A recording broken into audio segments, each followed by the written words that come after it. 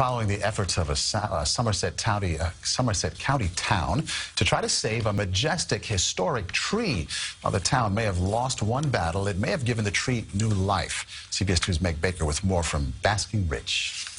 The days are numbered for the 600-year-old white oak tree that sits next to the Presbyterian Church on Oak Street in Basking Ridge, a symbol of home for so many. It's a really big symbol, and it just was so welcoming to see every year, and it was so sad to watch it go. It is the oldest known white oak in the country. The stories about the old oak tree go back to George Washington, met with the Marquis de Lafayette, and had picnicked under the tree, and they were strategizing about the Revolutionary War.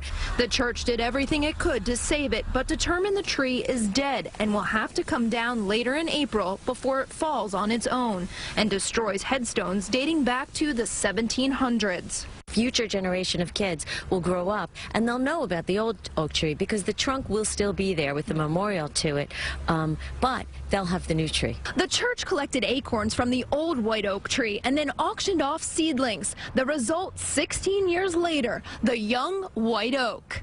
The new symbol of life was donated back to the church by Union County College professor Tom Umbrello, who nurtured the seedling into the 25-foot tree planted here in the Revolutionary War Cemetery. I've spoken to people about how our community is really one that has many generations of residents, and now we have multiple generations of the tree. Can this be a symbol during Holy Week?